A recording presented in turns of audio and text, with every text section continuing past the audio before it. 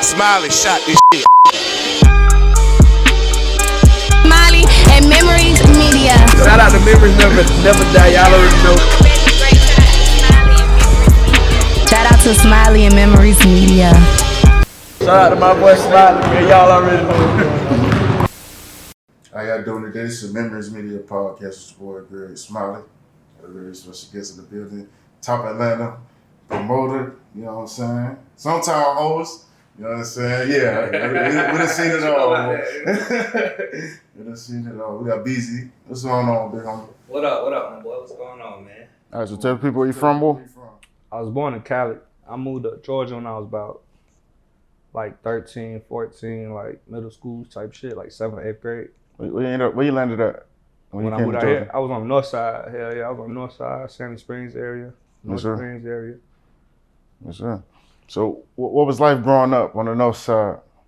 Shit, the north side was cool for real. Like, when I first came from Cali, I was like, it was a little different, you know what I'm saying? Because there was more white people out there, but yeah, it's still a cool little black community out there and shit, you know what I'm saying? So it was cool. I was just chilling. We was living in an apartment and shit, you know what I'm saying? It wasn't like we had the big ass houses like everybody else and shit like that, but we was cool. We was living. Had my little brother with me and shit. It was cool. Yeah. So what made you want to get into party promoting? Really, brother, to be 100, I just remember I went to a club, like a teen club, and we were just standing in line. I just remember I didn't want to stand in the line. And I was like, I was like, bro, like, I just remember that, like, I ain't trying to stand in the line. And I was fascinated by that shit. And I just was like, bro, I'm trying to be the nigga, like, running that shit. Like, I don't never want to have to, like, you know what I'm saying? And I started early, too, bro. I've been throwing parties since I was, like, 18 for real, like, 18, 19 for real. I remember I threw a party in high school with this nigga on my football team. And, like, it was funny because he was new to the school type shit. And, like, you know, I've been there, I play football and shit, so everybody know me. So he had like just threw out like a invitation, like a house party, and he put my name in it. Yeah. So it was like Steve and Brenton's house party. You know what I mean? So everybody was just talking about, I didn't even know about the shit. I come to school, everybody was talking about the house party and shit. So I'm like, shit, all right, fuck it, it's lit. You know what I'm saying? So we did that shit. And that was the first time I went through a party. That motherfucker went crazy. All the girls was twerking and shit in the living room and all that. That shit was going crazy in the motherfucker, for real. So, as a promoter, what is your job? My job as a promoter is, it's a lot. And a lot of people don't even be known for real. Like, that's why that shit be funny. But shit, like, it's basically you do everything. You got a venue. You got to bring the people to the venue. You got to book the DJs. You got to book the host. You got to create a theme. You got to create a... Oh, all that fall on y'all. Yeah, that's everything. You feel me? All the club do is just give us the club and the bottles. Everything else is our creativity and what we do. You know what I'm saying? We just got to put that shit together.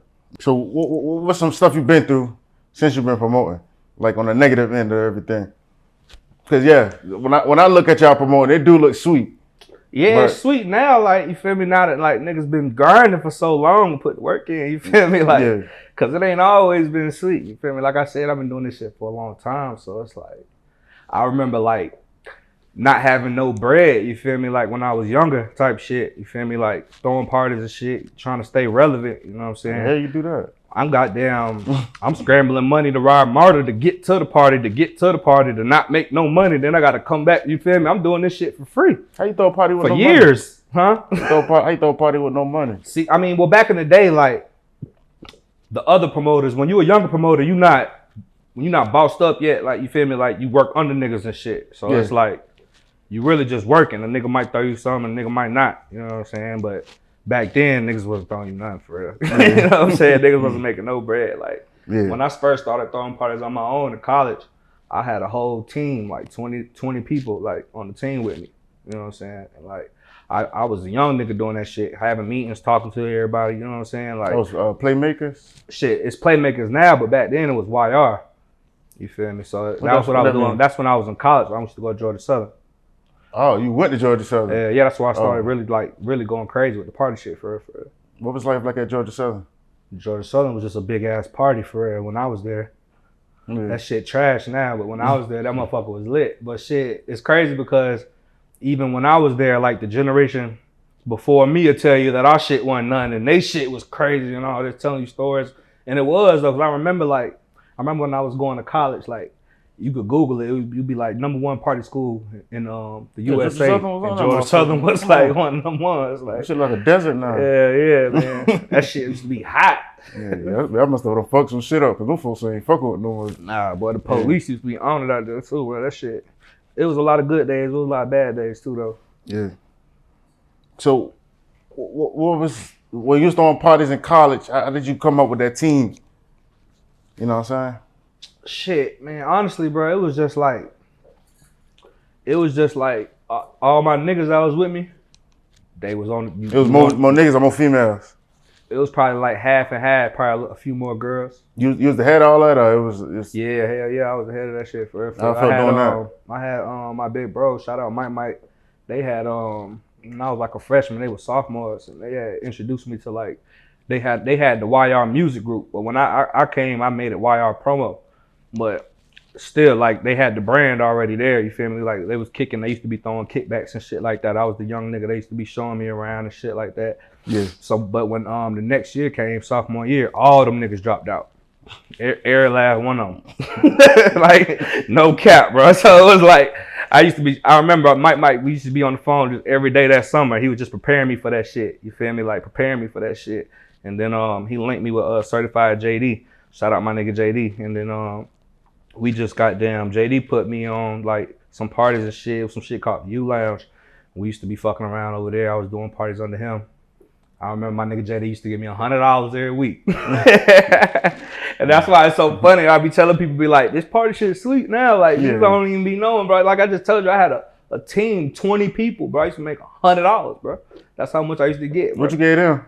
I ain't give them niggas nothing, but I ain't gonna cap though. Like back then, niggas just wanted to get in, bro. Niggas wanted to get in. Niggas wanted to just be involved. You feel me? We used to have street team merch and shit. You feel me? So it was cool though. You know what I'm saying? Like the street team was just doing it. We had street team. We had merch. Like we had all that, bro. Like niggas was just cool. But that was my game though. Like YR, that was my family, man. Shout out to YR for real. Yeah. It's some y'all got some kind of videos or something online or something? Hell yeah, nigga. I can show you some shit, boy. For real. Like niggas look crazy, young, no facial hair, all type of shit, bro. Like that shit crazy. Come on. So you ain't thought about, you in Atlanta now, you ain't thought about going back out there to throw something, you know what I'm saying? Hell nah, I ain't gonna lie, that shit done for me, man. When the last time you threw something out there? You ever went back to throw anything at all? Yeah, hell yeah, we was for a little bit, we was going back like for homecomings and shit, but then it's like a lot of clubs just was falling out and it just wasn't no more party, like the party light vibe was just dead out there. Like you had any hands on when Migos came down there and Offset got arrested? I ain't had no hands on that, but YR threw Migos' first party at Georgia Southern for sure. Yeah. We brought mad niggas out there. Travis Porter, we brought Future, we brought 2 Chainz. Hell yeah, we brought 2 Chainz, bro. Like we booked 2 Chainz. I still got the contract in my email right now. My name on that shit. 2012. We booked him for like 5,000. No cap. That was like the first time I really seen a nigga perform. That shit was crazy because like the energy was just crazy in that motherfucker for real. Like. That shit was crazy. But hell yeah, we booked mad niggas at Georgia Southern, bro. Hell yeah, we brought mad niggas came through up there. They used to come out there and party and shit with us. All that. What made you go to Georgia Southern instead of going to school in Atlanta or somewhere nearby? Shit, really, honestly, bro. When I first went to Georgia Southern, it was a community college right next door called East Georgia. So it was like, I couldn't go right into the university, but I could go to the community college. But it was right, but I'm still taking classes in Georgia Southern though. You feel me? Like I'm like it's still Georgia Southern. I'm just East Georgia. So I did that for like 2 semesters. Then I transferred over when I was in Georgia Southern, and it was crazy because it was just like it seemed like all my homies, we all went. Like probably because we all needed to go to East Georgia. Yeah. for real. But nah, bro, that Georgia Southern shit, well, that shit was the move for real though. I can do it at the time. So. My next question to you is Atlanta the place to be successful?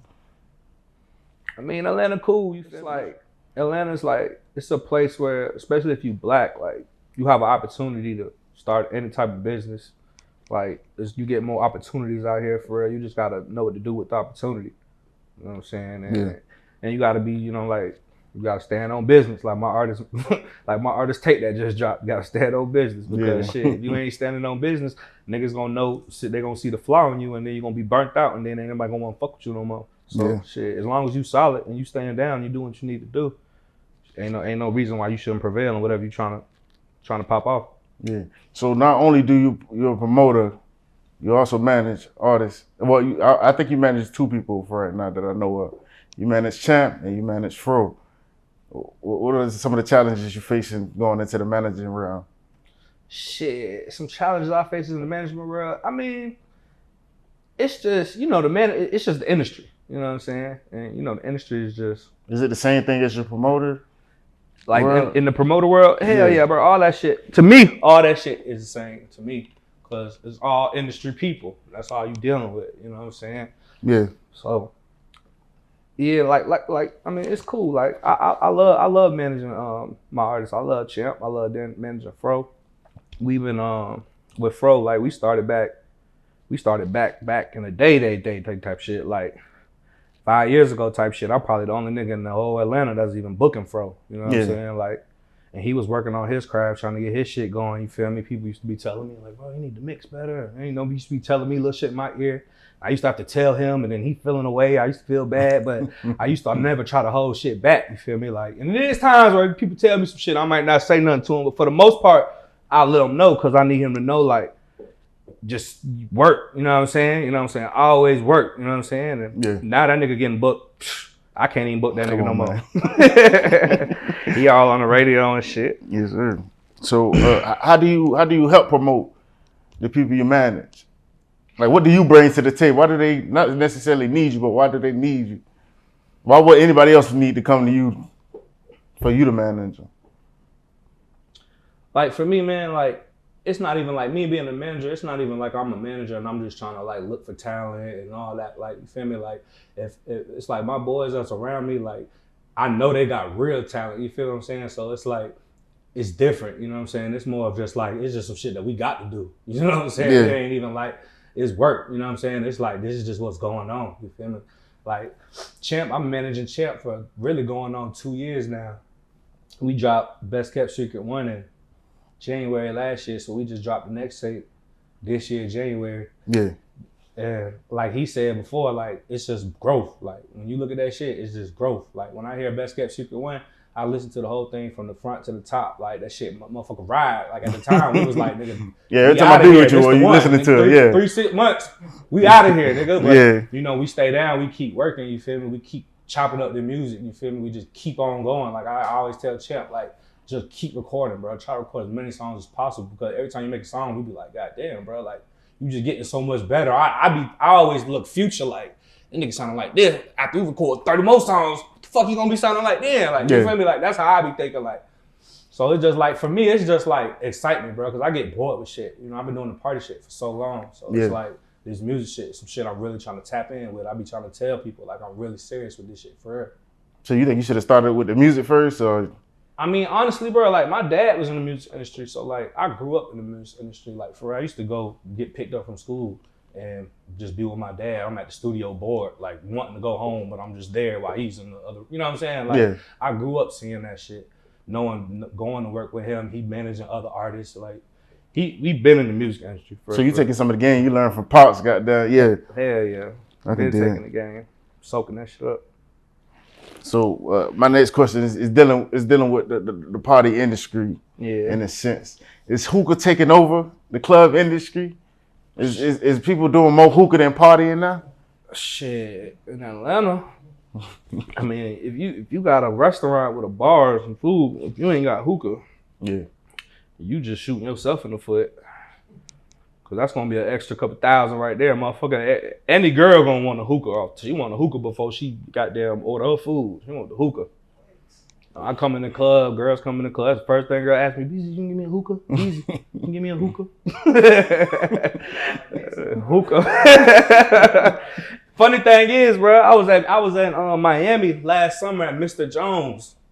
And I ain't gonna lie, I fuck with hookah, you feel me? I ain't even gonna act like, you feel me? I ain't a fiend for the shit, but like when I get a couple shots in me, like I smoke a little hookah. But I'm in Miami at Mr. Jones, you feel me?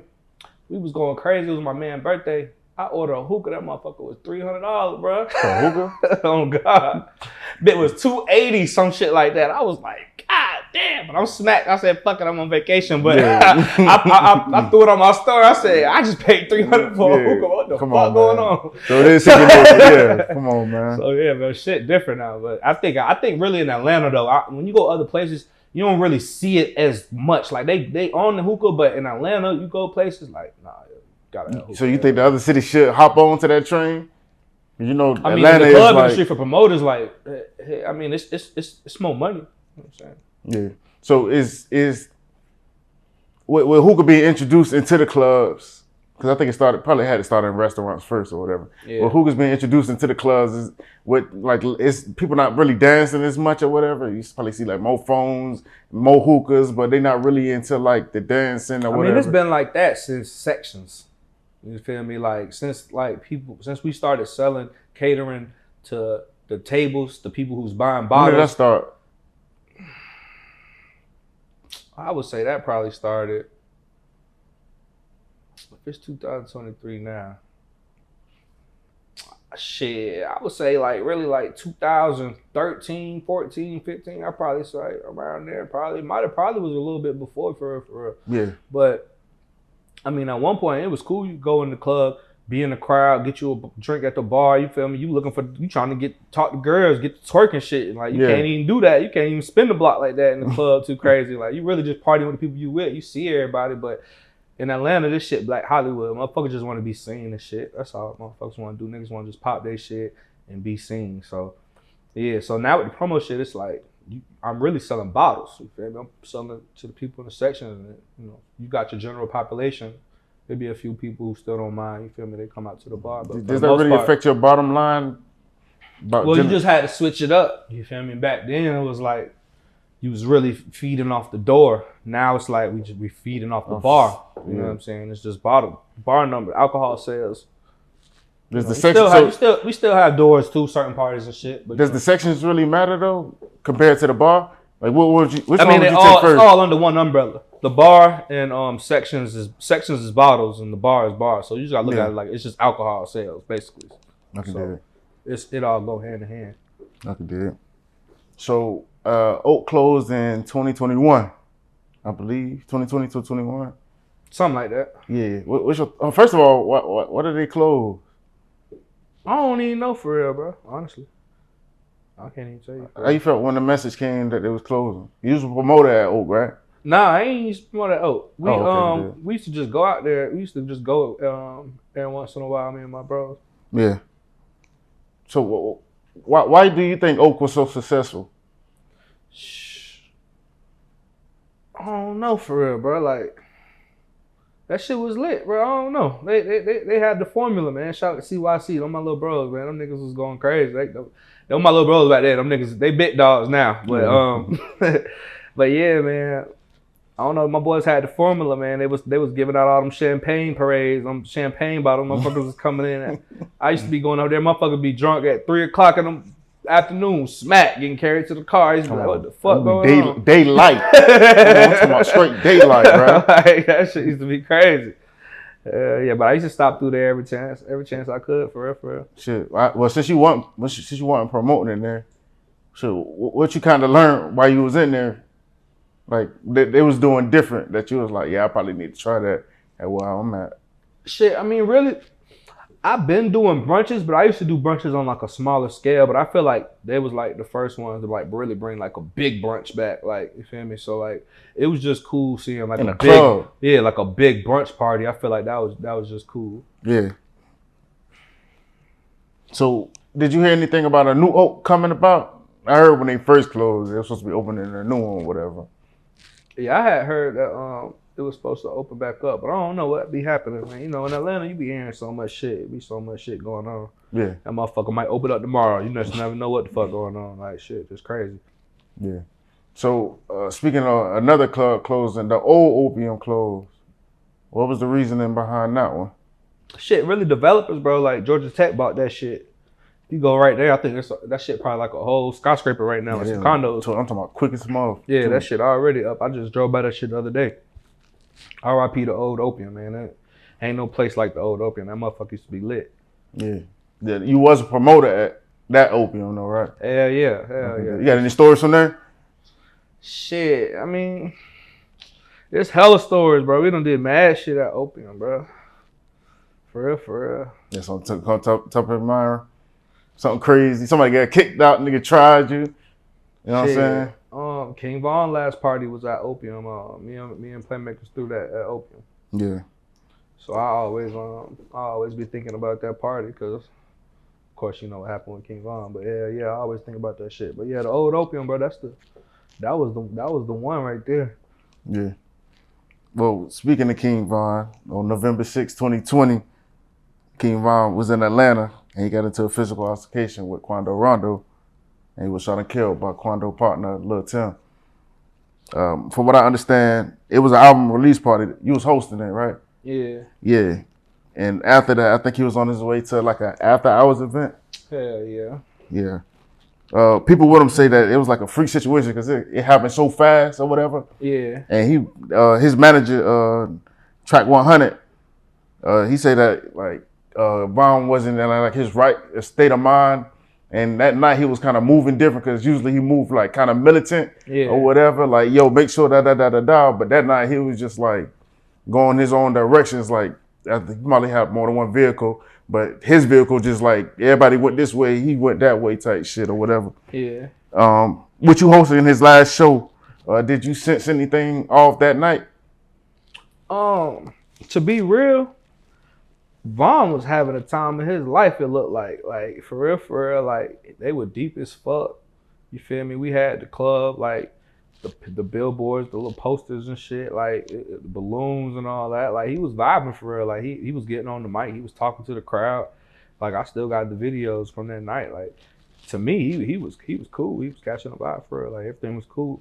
It was just I just remember at the end niggas just was like just trying to figure out like what they wanted to do next type shit. That's all I remember for real. Did this night itself affect Atlanta nightlife in any way? Nah, I wouldn't say it affecting Atlanta nightlife because it be shit happening every day for real. So it's like that was a high profile case though, you feel me? So that was big though, you feel me? Like a lot of people don't go back to that area, you know what I'm saying? Some people do, but you know what I'm saying? Some people I remember like times where I say let's go to this spot over there, they be like, ain't that what King Von? So it's just like shit like that maybe, but as far as affecting the nightlife, probably I don't think so. Yeah. Did it affect anything about after hours events since it was reported that he was on his way to one? Yeah, Like, it did the actually city do anything? it wasn't one. It was downtown on Trinity Ave. That's close. That's down the street from one though. Not too far, but nah. Like I said, it was just unfortunate for real, but it didn't really affect the after hours for real. Like they probably that area, like I said, that area probably affected. They probably had to stop for a little while, but the shit, like I don't know, Atlanta's different. Like my homeboys be telling me like, and like it was a shooting in over at Atlantic Station not long ago. My bros from New York was telling me like in New York, like if a little boy got shot or some shit, like it's gonna get taped up and that shit gonna be shut down for weeks. Like it's you drive by it, it's over with. But like in Atlanta, the next day that shit be, you'll see the little flowers and shit, but it's back to regular scheduled program. Yeah. So with a freak situation, because I can't say accident, but with a freak situation like that night, like what you reading into it, I'm pretty sure you looked into it yourself, did your own research. Shit, when you're managing your artists, like did this situation change anything with that? Like did you try to like explain to them? I'm not saying, I mean these grown people we dealing with, but like what you managing artists, like you like around this time, but you do your hosting and get to the crib, you know what I'm saying? Did anything change with that? Yeah, we just try to move militant for real, you know what I'm saying? Like we just all be on point for real. We all be on the same type of time. So like when we moving, we like a goddamn football team, you feel me? We just point A, point B. Yeah. You know what I'm saying? Shit. We good. All right, well, last question, kind of dealing with this situation. With you being a promoter, which one would you, for safety reasons, which one would you choose first? Regular hours or after hours? Is after hours really that bad? Or? If you just saying just for safety reasons, then of course regular. You feel me? But I don't really care, bro. Like I'm good in the city, bro. For real. Like I'm cool. Everywhere I go, I get love, bro. So it's like that shit don't even be on my mind for real. You feel me? When I see shit go down, I'm the nigga that's gonna pull up and try and break it up because I'm probably knowing both parties. Yeah. You feel me? Like that's really how it be for real. So I don't really be worried about that shit. But daytime is safer though. At night, a lot of shit I do see a lot of shit go down at after hours. You probably wouldn't see in the daytime and shit like that. Cause you know people after hours, motherfuckers been drunk all day. That's the last 3 to 6 a.m. You feel me? Motherfuckers be smacked by that time. You feel me? Don't everybody know how to control their liquor for real? So the people that don't, it be situations and shit. But everything be good for the most part though. So in all around sense, which not safety itself, but all around sense, as a promoter, which one would you choose? To do? Yeah. I mean, regular night party, 10 to 3. Yeah. And is the work any different type shit or? Nah, it's all the same for real. It's really like what after hours is really like overtime for y'all type shit. That's just overtime, man. That's exactly what it is. It's overtime. Man. I can do it. Shit. Last question dealing with this interview. And we throw the hottest after hour in the city, Opium. Yes, sir. Wednesday through Sunday. Every week. On, man. You know what's going on. Come on. Last question dealing with this interview. Goddamn, I got a very important question to ask you. What up? So, who a better host? Fly Guy DC or Lil Bankhead? Oh, I gotta go with my boy DC. Oh man, all right, yeah, that was cool. Yeah, I gotta go with my boy DC, man, all day, man. My boy, he not playing with them folks, man. That really ain't even the question for real. Hey. Chill. All